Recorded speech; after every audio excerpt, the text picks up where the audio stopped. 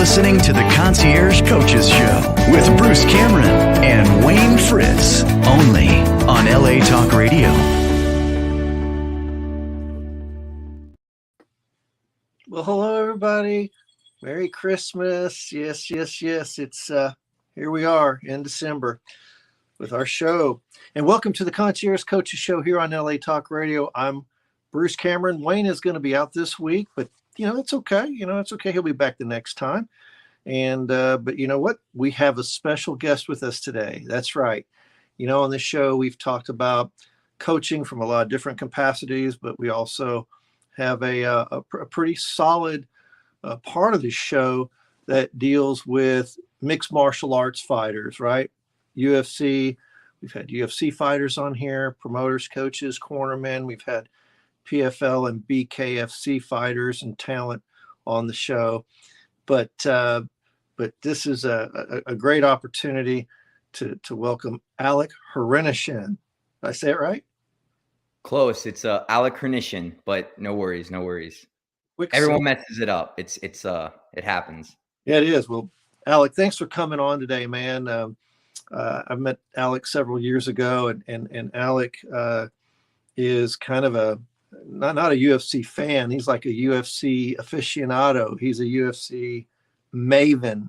He could be a UFC. He could be on the sports. Talking about statistics and fighting and those things. So I've known Alec over the years. We've gone to many fights together at the same time. And so thanks for coming on the show, first of all. Thank you. Yeah, thank you, Bruce, for inviting me on the show. I really do appreciate it. I'm excited to talk. Excited too. I know, like you said, we had a little pre-production call yesterday, and man, we just could have gone hours and hours and hours. And so we'll just see where this goes. This is going to go really, really fast. But hey, let's go ahead and do it.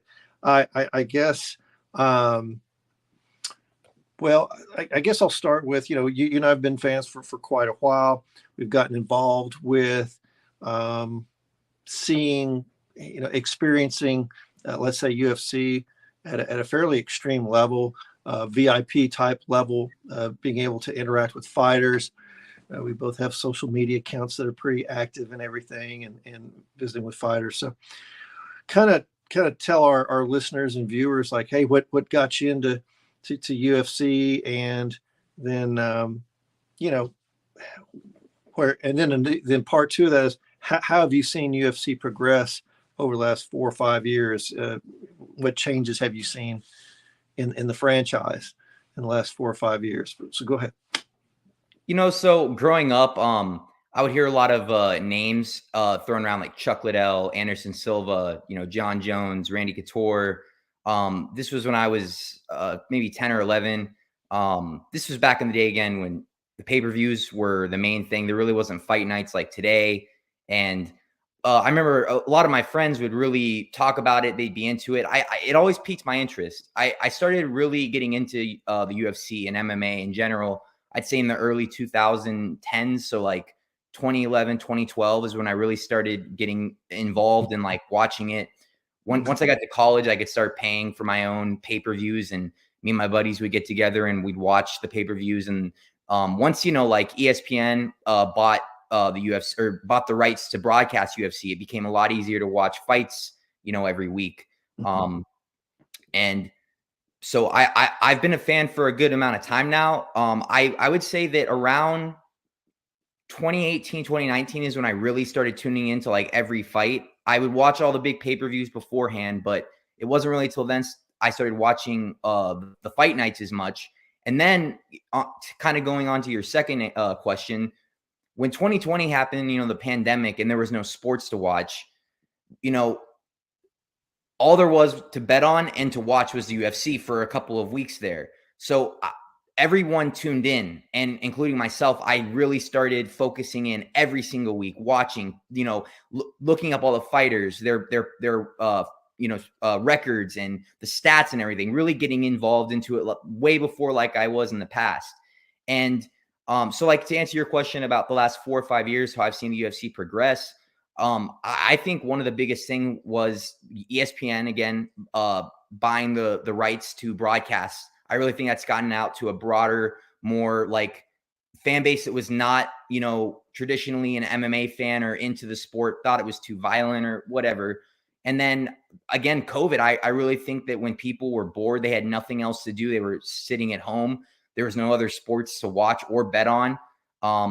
They started tuning in. And I think the UFC did a great job. And to go off on that too, Dana White is remarkable in the sense that he didn't fire any of his, employees. He kept them working. He figured out a way to keep the fights going when they went over to Abu Dhabi and did the Fight Island thing. So I really think that helped the UFC progress. And then the sponsorships and all of that, it's really grown. I've seen more people in today's world that are MMA UFC fans than 10 years ago. I mean, it wasn't as big as it was, or it is now.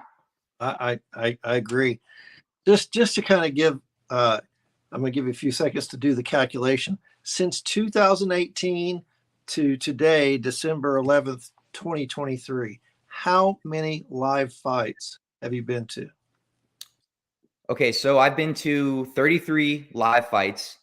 I'll be to my 34th one this Saturday at UFC 296 in Las Vegas. I've been to a number of pay-per-views, fight nights. I've been to the Apex. I've even been blessed to have been able to attend one of Dana White's Contender Series cards at the Apex. So it will be 34 this Saturday. 34. And that's quite a career. I mean, that is quite especially in just a 5-year, not even a 5-year, probably 4.5 year, timeline. So that is impressive, man. I think, that when you told me that was just like, oof, I mean, this is a guy who's been there, and I always pull up on your Instagram, like, man, there he is in the, there he is in the Apex, there he is this week, in Vegas, there he is over here, and I mean, he's been to even Kansas City. We'll talk about that in a minute, right? Let's go ahead and go there. So part of what we like to do, I mean, I'll speak for myself. I shouldn't just drag you into it. Part what I like to do is I like to meet the fighters. I like to meet the fighters and talk to them for a few minutes. I mean, I know you do too. I've seen you, hold court there with some fighters, with Pfeiffer and some others this last time in Austin. You did a good job there. But anyway, I enjoy meeting the fighters, and it's kind of fun, and the thing I like about most or nearly all of the fighters, they're pretty normal guys and ladies too. You know what I mean? They'll talk to you. They're just kind of normal people, if you will. And I like that, and I like that. Sure. Have a fan ethic. They have a fan ethic. I mean, now that I'm, older and gray and all this other stuff, hey man, can I get your picture? Oh, yes, sir. Yes, sir. I remember Macy, the Future Barber, 2019 in Vegas. And it was an accident, but I was going to try to get a picture. It was her and her dad. And I didn't realize she was about ready to eat. It's terrible. I'm so embarrassed. But anyway, so I roll up to them, those high top bar tables in the VIP thing in Vegas, right? So I roll up there. But, oh, shoot, I'm sorry. I didn't know you were going to eat. I'll come back. I was going to get a picture with you. Bro, her dad flew out. Her dad's a big dude, right? Flew out of his chair. Sir, you come back here.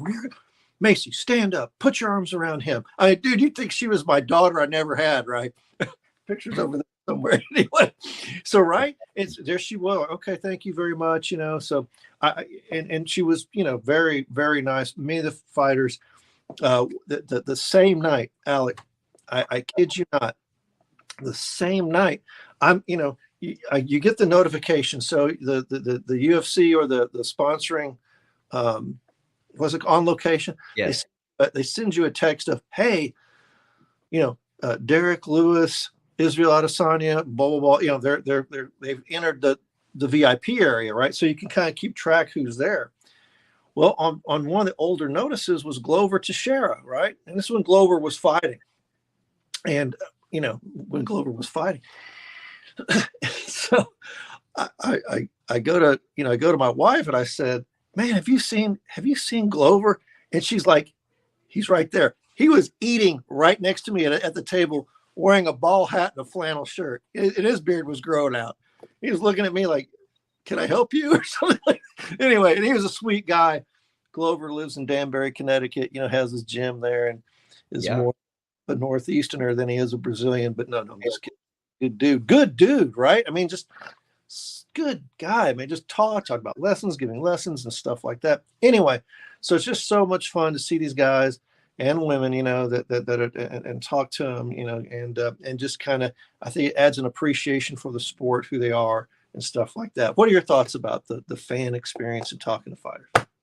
Yeah, no, I totally agree with everything you said. And going to the fights, the first couple times, I was a little like more hesitant. I was kind of that person that thought, like maybe they really didn't want to interact with you. Kind of like how you said, like, you were kind of like, oh no, she's eating Macy Barber. Like, let me wait. But you really find out, these fighters, a lot of them, I mean, I would say every single one, I've never had a bad interaction. They're all extremely humble. They all want to chat. They all want to get a picture. They all want to get to know you. I mean, most of the time they'll ask me what my name is and what do I do? And you never really expect that. I grew up going to Spurs games, NFL games. I've met other athletes. A lot of them would shun you for pictures or would not give you even a second of their time. I could say this hands down, of all the athletes I met, UFC fighters, MMA fighters, like especially through On Location, they're the most humble, kind, generous people, willing to, just sit there, grab a drink with you and, talk about the fights, life, whatever. Right. You're absolutely right. So in this pursuit, if you will, for me, I guess the pursuit of, hey, you want to meet the fighters, and go up there and enjoy. We usually we usually go there. The doors open at around 2:00. We get processed in. We go into this VIP area. There'll be a serving line of food. There'll be a bar, open bar-ish, and a serving line of food. Pretty typical beverage napkins, plastic plates, but wings, the typical stuff that you might see. And then the fighters kind of gradually kind of come in packs of 3 or 4. And then there'll be a pause and 3 or 4 more, right? And then there'll be a pause or whatever.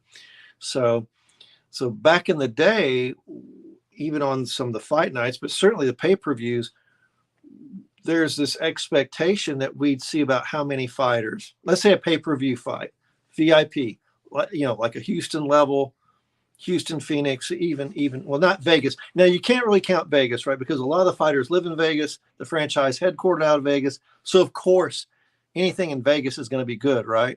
Sure. Pretty good.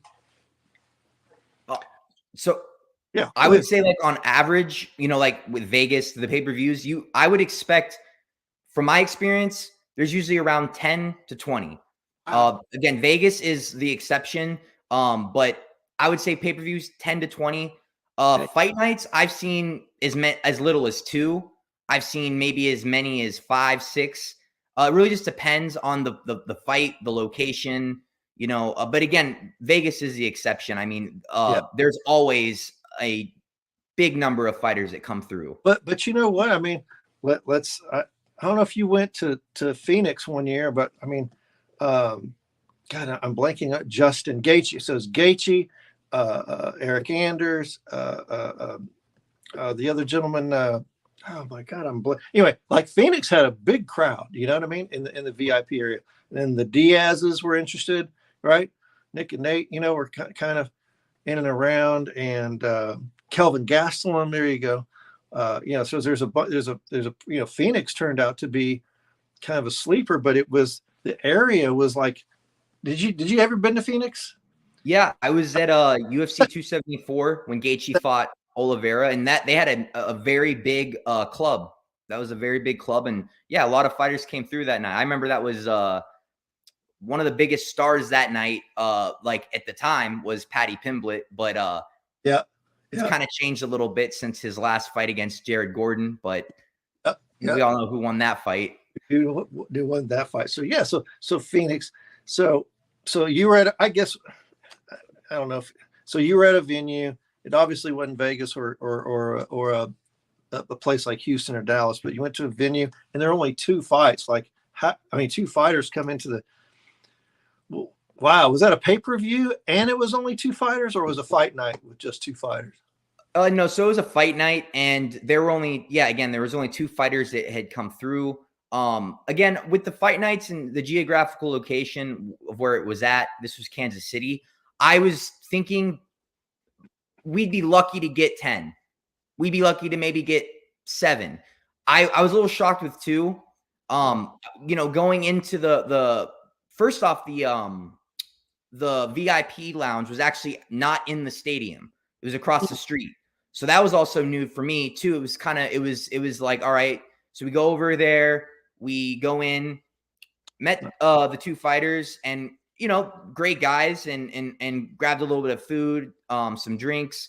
And after about 20-25 minutes, we were like, well, it was kind of just a consensus around the room, like, there's no really reason to be here anymore. I mean, and everyone headed over to watch the fights. And it was a 2-hour VIP thing, or VIP experience. So you would think that they would have enough fighters there to make it worthwhile for 2 hours. So I've come to expect not to expect anything, I guess you should say. Wow.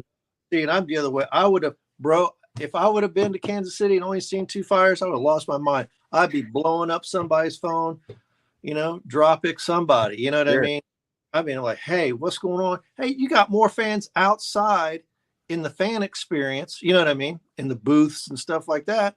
Outside, you need to have those, at least those guys, those same guys that are outside, inside VIP, right? So, or whoever's sitting down on the floor, man, there's fighters chilling. Even in Kansas City, there had to have been at least 10 fighters on the floor, right? I mean, I'm on the floor watching the damn fight, right? Yeah, certainly. I mean, there's always, at all the fights, there's at least 10, 12 plus fighters that are down they're at the stadium. They might not come up to the VIP experience or whatnot, but they're at the arena or whatnot.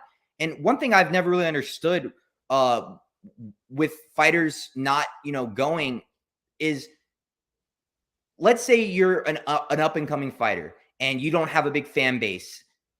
That experience is perfect for you to build your fan base. You go there, you take pictures, you meet people who may never have watched any of your fights or don't know who you are. They got a picture with you. They talked with you for 5 minutes. Now they're following your Instagram. Now they're more willing to buy your merchandise. Now they're more willing to buy your next or a ticket to watch your next fight at any of the locations around the United States or wherever. I've never really understood why fighters don't take advantage of that. It's a perfect way to meet new people and get a networking experience, And that we need to get a hold of. I forget the guy's name in fighter development. There's a wing of UFC that's quote fighter development, and that would be a good thing for them to know. It's like, hey, somebody, or maybe somebody who's won a contender series, or somebody who's a prelim card fighter. A lot of the people that aren't you and I, they're not gonna. They're just going to say, hey, this guy's a fighter. And, people are standing in line to get his picture. So they're going to get their picture with the fighter. Like you said, I met Punahele Soriano. Was he at Dallas or Austin? He was with us one night. I didn't even know who it was. Vegas. That was the first time I met him. The only times I've seen him, if I remember correctly, was Vegas. But I may have been somewhere else. Yeah, it may have been somewhere else. And then, last year, Austin, Cody Stamann comes up from his fight. You remember that? Cody Stamann actually fought, slapped a cowboy hat on with a black eye, came back up to VIP. Phil Hawes and a bunch of other people were there. Yeah. Right? And then they let us stay there the whole fight to watch, just to chill. Because the fight to leave, Yeah, hey, I remember. Go ahead. I was going to say, Holly Holm was up with us in Austin. Yes, yep. Her and her bodyguard were kind of posted up. So guess what? We lived to see another day, even though it didn't really matter. You know what I mean? But that you could still see the fights from the VIP area because Holly Holm, she didn't want to go anywhere. Yeah. Go ahead. Speaking of Austin, last year when you brought up Phil Hawes, he came up right after his victory, and it was really interesting just because that's not normal. Usually fighters don't come up after their fights, win or loss, but he had just gotten in a bloody war. He had, if I remember correctly, I think he had blonde hair. He dyed his hair blonde. Yes. His hair was red because of all the blood from his fight. And he came up, and that was one thing that I'll always remember. It was just like, wow, like, you just don't expect them to come up after their fights and hang out with everybody, which is really right. cool. And so, folks, right there, that even this Austin was good. The Moody Center, Dana has a really good formula where he picks these venues that are like they hold like what 20,000 tops, right? Not the big guns, but usually a smaller one. Now, I shouldn't say it because we did do American Airlines Center in Dallas, but still. So there we were, every seat in the house in either the Frank Irwin Coliseum in Austin, Texas, or the Moody Center in University of Texas campus, which is a pretty good sized place. Well, but every seat's good. Even if you're in the nosebleeds, you have a better seat than you would in the nosebleeds in Dallas. Just let me tell you that right now. So and then then you get all these fighters. So and then usually Austin's a little bit less expensive for your package, right? Than Sure. say a bigger place. So you get a real big bang for your buck. So so other than a Vegas place, what was your best fan experience other than Vegas? Yeah. Come to think of it, I think one of the best places that I've been to outside of Vegas was in Salt Lake City, back-to-back years. So UFC 278 and then UFC 291. The first one was the famous Kamaru Usman, Leon Edwards, where Leon got that Hail Mary head kick to win the belt. And then this past one was the Poirier Gaethje BMF belt fight. But that was a really good experience. Both of the lounges were big. A good number of fighters were there on both nights. And yeah, I mean, I would say Salt Lake City has probably been the best. Phoenix was another good one for sure. At UFC 274. Trying to think. I've been to Dallas on a pay-per-view. That wasn't too bad. It was a little bit of a smaller venue for the lounge. Yes. Speaking wise, but honestly, most of the pay-per-view fights that I've been to have been in Vegas. They've been at the T-Mobile Arena. So, and yeah. I enjoy always going to that one because, like we were saying earlier, there's probably, I mean, I think I've seen it max maybe 25 fighters. Oh, either retired, active, or on their way up. 2019. Either December 2019 or one soon thereafter. I was just, I literally ran out of time. I ran out of runway until they kicked us out. Like, it's like fighter. You know what I mean? Fighter. Yeah. Bro, I barely had enough time to eat. It's like, boom, here, there. And they just kept on coming, man. And never forget, I was sitting next to Glover Teixeira. Cody Garbrandt comes around here. I literally, hey Cody, I'm a little bit taller than him, Anyway, so I put my arm around like this Christmas tree and like, hey man, and boom, wife takes a picture. I let go, and then Joe Benavidez and Cub Swanson, they sat in front of us, I hurl around there, get on my knees. Got Glover, Garbrandt, then Brad Tavares, he comes out, man, it's just Macy Barber, boom, but then there was this one fighter, y'all. I don't know if I should say his name, but there have been a couple of people, Alec. So whatever, IA is his initial. He was too busy. He wouldn't interact with fans or whatever. And then another guy, I caught, it was Uriah Hall. He's no longer, but he was like, I just hate this shit. I hate having to put on a fucking plastic smile for these people. And I rolled right up on him like, bro, like that's fucked up. Like, I can't believe you said that. Called his ass out.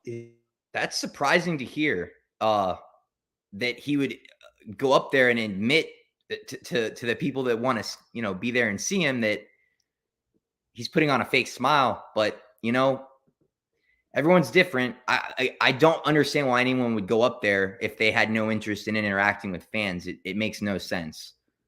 Did we lose Bruce here?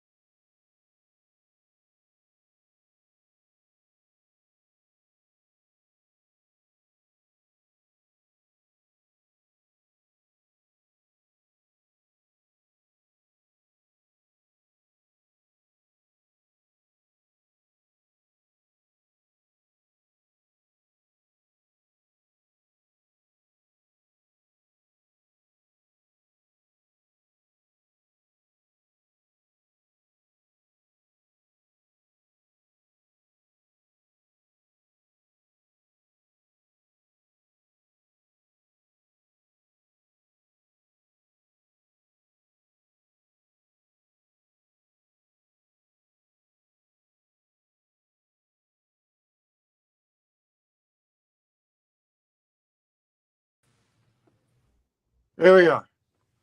There we go. There we go. Sorry, man. It was on my end. Sometimes, something. Technology. No, that was me. So anyway, so what did you say after it says, yeah, anyway, that he, I rolled up on him and he was, a little mildly embarrassed that he said that, but anyway, Yeah, I mean, but go ahead. I've also met Uriah Hall, who's very nice when I met him, but I am shocked to hear that he would openly admit that he quote unquote put on a fake smile, doesn't want to be here. I mean, for me, I kind of look at it as, why would you even go up there if you have no interest in interacting? Because what do you expect? I mean, you go up there, there are fans that are paying a lot of money. They're expecting fighters to be in there. You would think everyone that wants to go up there is going to be more than happy to take pictures, to talk, because that's the entire experience. That's what it's for. I know, man. And, I've seen him 2 or 3 times. Houston was one, and I think he was in Phoenix. He was good in Phoenix, but in Houston, he was wheels off. He was having a bad day, and I rolled up on him. But anyway, yeah. So yeah, you're there to promote your career. You're kind of an ambassador for the franchise, right?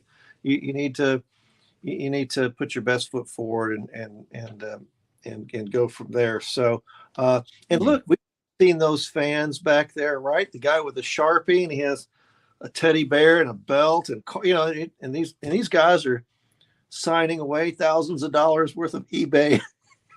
Just kidding. eBay resales. Just kidding. But they're patiently signing the stuff, going from there. And how many times have we seen Chuck Liddell in Vegas and other places? Chuck's always, man. Chuck's always friendly, man. Waits to the last person, standing to get a picture with. I mean, it's Chuck Liddell, for God's sakes, one of the gods of the sport. So anyway. Certainly. But yeah, he's one of the most popular guys that go. He's definitely one of the regulars.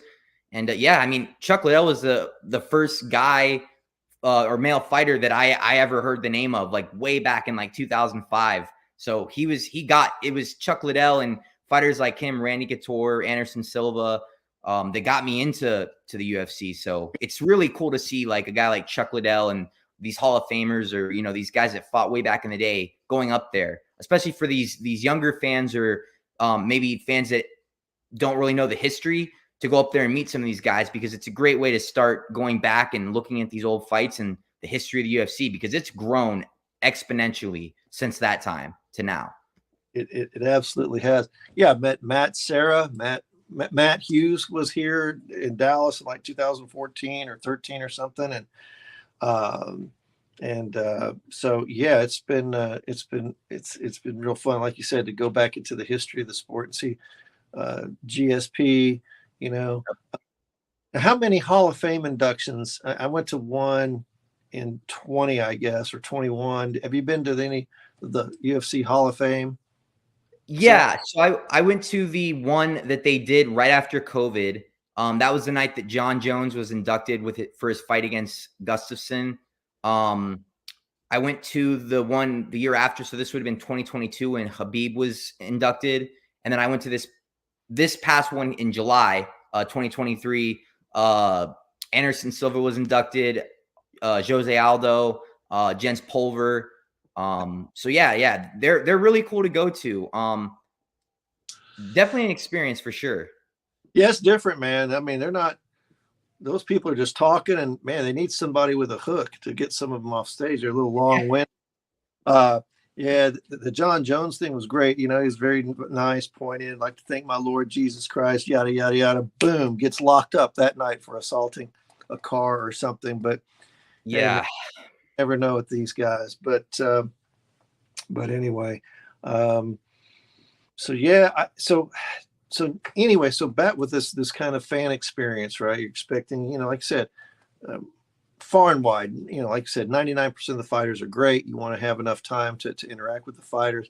But now there's a distinction with that now, right? Because now I think there's a thing like, if it's not a pay-per-view, they'll have a more truncated, shorter VIP exposure time, and it only lasts like 2 hours. What are your thoughts on that?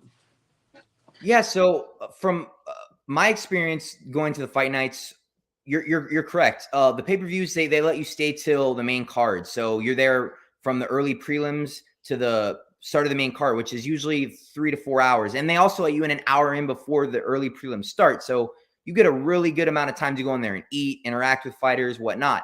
The fight nights have been different though. So I think the first time that I went to a fight night was in Austin in 2022. That was a different experience. They let people, like, I think yourself, they let you stay the entire night in the lounge. I was talking about came up Phil Hawes and it was one. Yeah. Anyway, go ahead. Yes. Yeah. And then the next fight night that I went to was in the end of the year of 2022. It was Stephen Thompson versus Kevin Holland.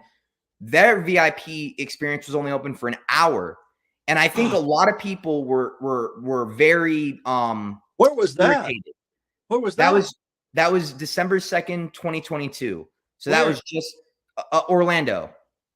Oh my! It was every person I talked to in there. They were definitely ticked off. For the amount of money that you're spending. Yeah, you'd expect at least the prelims, a couple. But I think from then they've On Location has taken feedback from people, because I really think a lot of people complained and rightfully so. They changed it to 2 hours, which I don't really agree with. I mean, I think that you should be able to stay there to the main card. I mean, if just like the pay-per-views. I mean, it's not like, because that area that they're using. Let's look at Austin that just happened, which we had a box and a suite before for VIP, and this time we're in this open area. That open area was just closed off, roped off, and that was that. So really doing nothing. And the bar was still open. They just said, okay, which was amazing. This is in Austin. The bar was still open, but it turned into a cash bar. Yeah. As soon as that the official time was over, but the bar was still there. Not that it doesn't matter to me, but for fans, like the bar was still there. Bar was still open. You could get drinks still, right? I mean, so if it's a matter of like, oh, we don't want to pay for all this booze, then don't. Just say, hey, man, if the fighters want to stay up here, but the bar converts over to a cash bar at such and such a time. Hey, we're only going to roll out so much food, right, until such and such a time. Sure. So you know what I mean? So it's not as if they're really losing anything. I understand. It's like, hey, we're losing $500 for every 10 minutes of open bar. You know what I mean? Like, okay, I get it, but then just cut the bar, leave it open. That way the people can still mingle or whatever. I mean, Holly Holm stayed up there for quite a while in Austin. Holly, dude, just kind of was watching the fight like this, bodyguard standing behind her. Hey, what's up? Hey, what's going on? Just chatting up. How long did you stay up there? I left right when, like, kind of when they had that, like, said it was over.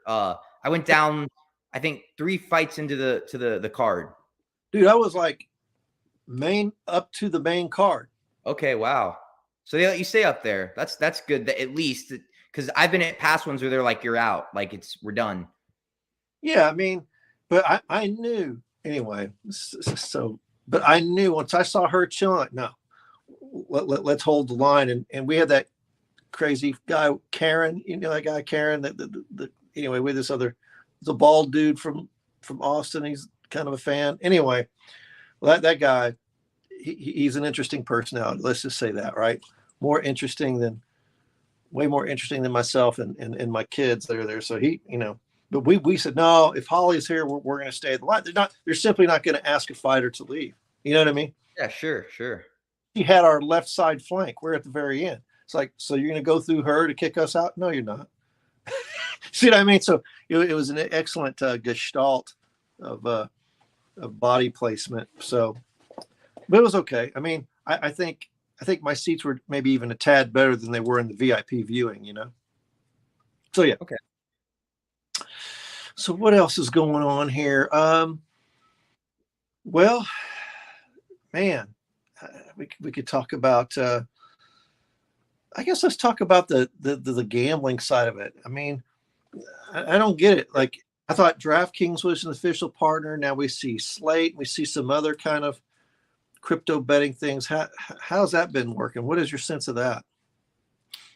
Yeah, so I used to bet a lot on the UFC in the past when I lived in Colorado. Now that I've moved down to Texas, it's not as easy to gamble because it's not legal here. Yeah, there's offshore companies that you can use, but it's kind of a blessing in disguise that it's still legal here, just because it's saved me a lot of money. And anyways, yeah, I have noticed that they've been changing sponsors, and I think it's great in the sense that for a sponsorship, and if you want to gamble, you should be able to gamble. Like, I really do, like, but I think it needs to be done responsibly. And I'm glad that they add those notices and helplines that people can get, because of course there are people that go way too far and they destroy their lives, and that's just really sad to see. Yeah. But yeah, I mean, I don't see a problem with UFC having gambling sponsorships. Yeah, no, I think it's par for the course. You think that would go with that. So I just didn't know, I was thinking, well, DraftKings was going to have more of an exclusive position, you know what I mean, versus some of the others, but they are letting in. I mean, DraftKings is the one I hear the most. Like when I'm watching the fights at home and I'm just not looking at the TV, I'll constantly hear John Onik or one of the broadcasters saying, "Brought to you by DraftKings." But I have noticed they've been bringing in other betting companies. But I admittedly myself, I don't really pay attention to the whole betting side as much as I used to. Right.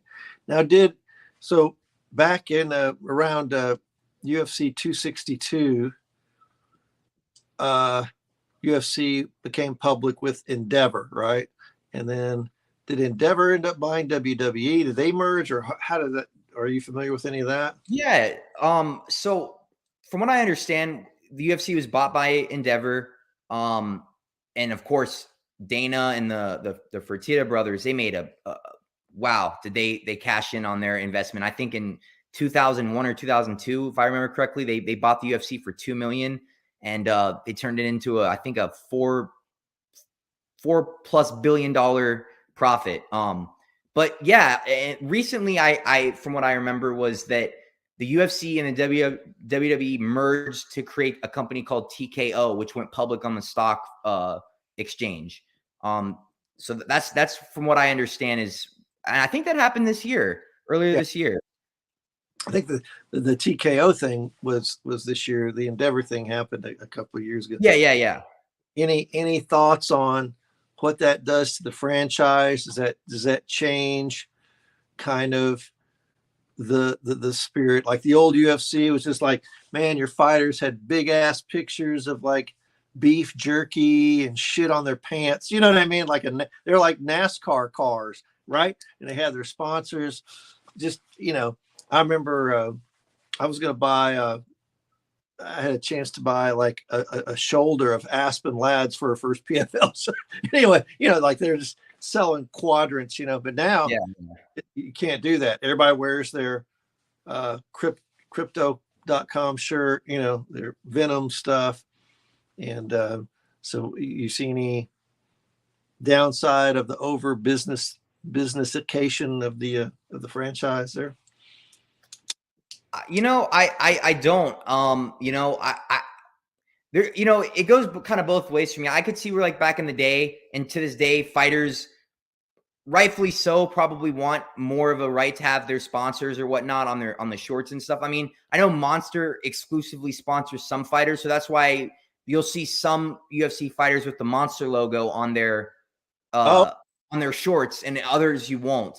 So, but I think that Monster is the only sponsor that you can get on your UFC shorts that is not Venom. So I totally get why, like, nowadays, with especially how big the UFC has gotten, it wouldn't be appropriate probably for a fighter to have like a condom company advertisement on their shorts. But you would think that, man, like, some of these bigger fighters, they could just get one reputable sponsor. I don't see a problem with having it, but I understand with the UFC that they're such a big company nowadays. From once Reebok, I think this was back in 2014 when they officially sponsored, that's when they went away with the, self promotion on your shorts and everything. So it's kind of been that way since. How many times have I had to explain what manscaped means or the origins of that? You know what I mean? So, I mean, yeah, there's a content company here, but Manscaped is kind of close to that period, man. It's kind of funny. Like, but yeah. Go ahead. I will say one thing, they're no longer able to put the sponsorships on their shorts, but that's a perfect opportunity now for them is to use their social media. That's one thing I do not understand why fighters they don't utilize their social media as much as they can. All the sponsorships and the outreach of the fans that they can, ultimately gain using social media. A perfect example of a fighter that I was thinking about that has done such a great job outside of his fights to promote himself is Sean O'Malley. That guy does social media. He does merchandise. He does commercials. He does multiple sponsorships. Like, it's amazing how much, from what I understand, he's probably close on the number of money he's made outside of the UFC compared to the money he's made with the UFC. Now that he's won a championship, is probably more on the UFC, like how much he's made per fight. But that guy has made a killing outside of the UFC. And I just don't understand why some fighters don't do that. You know? I know that Gilbert Burns was trying to do some stuff with a supplement company down in Brownsville for a while. Yeah, some of these other guys kind of dabble in it, but right, they're not really effectively or as effectively doing that. I know some of them have not an OnlyFans, but you can subscribe to their Instagram subscription and get exclusive content with the five. That's okay, especially you can rack up a couple of 100,000 followers pretty quick. I think they should do it. Anything you can to build your brand and make more money outside of fighting. Why would you not? Oh, I'm absolutely. I'm all about it. So,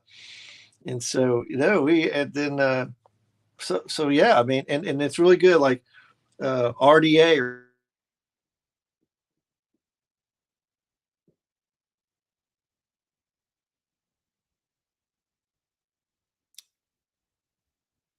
Can't seem to hear you. I think your volume went out.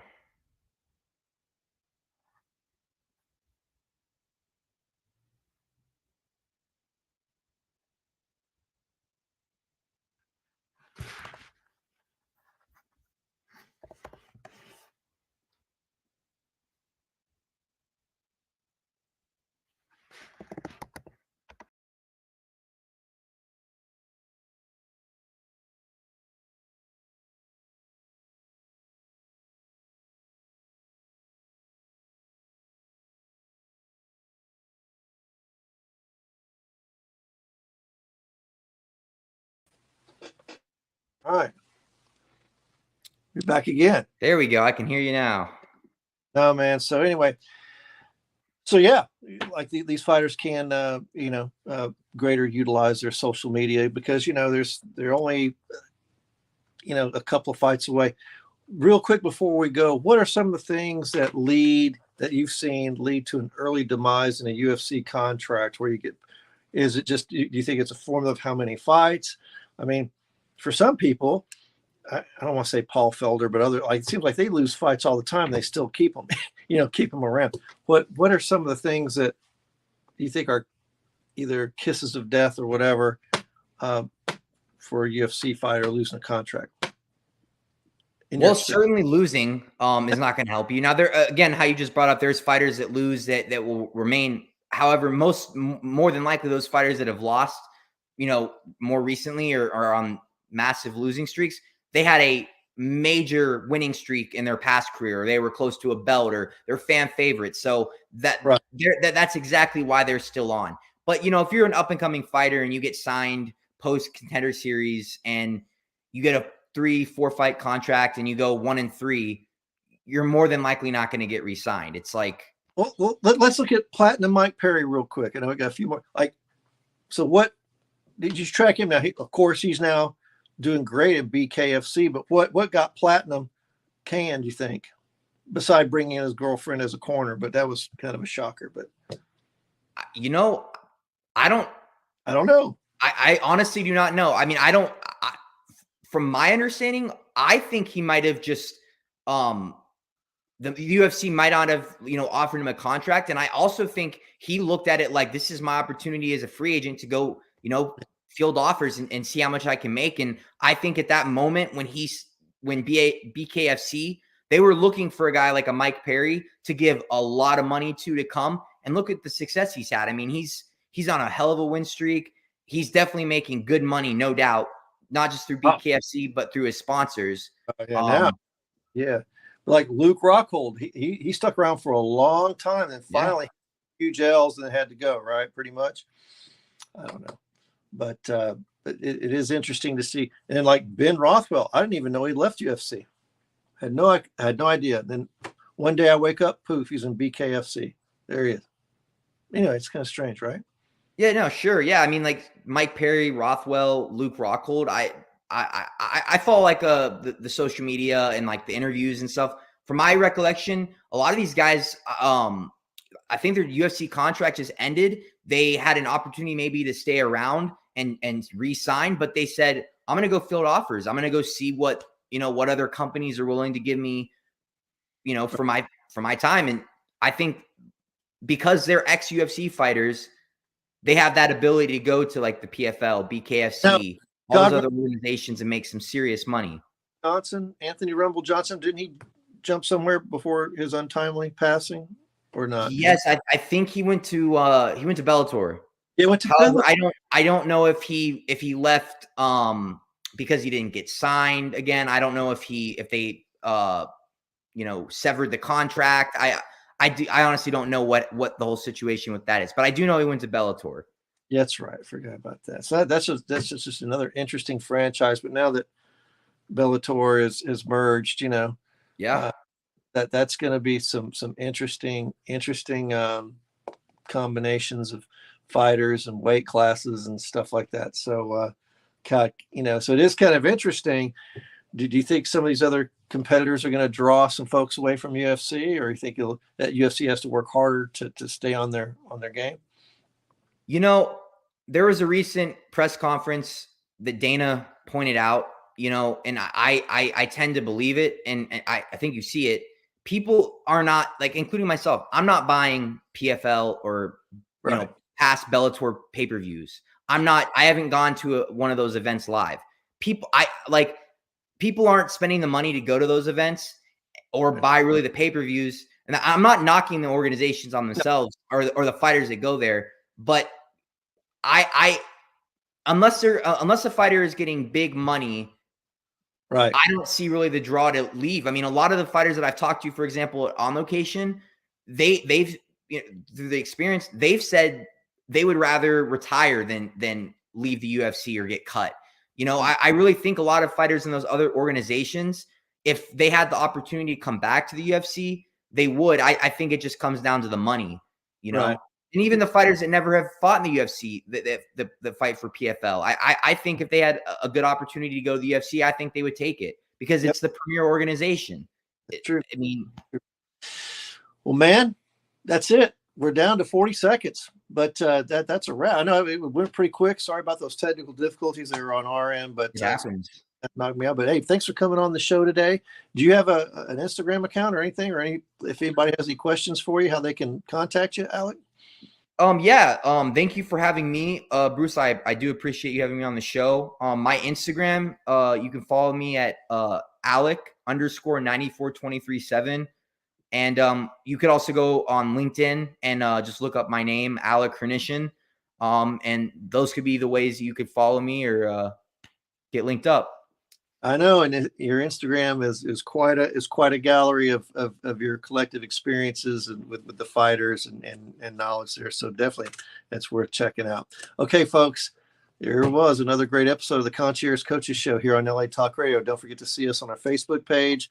We're on Apple Podcasts. That's right.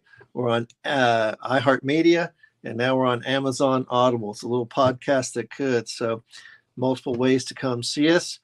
And don't be a stranger. So hopefully we'll see you again before Christmas time.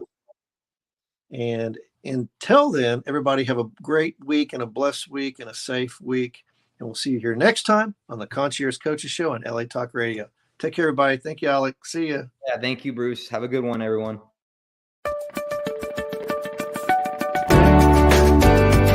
You're listening to the Concierge Coaches Show with Bruce Cameron and Wayne Fritz, only on LA Talk Radio.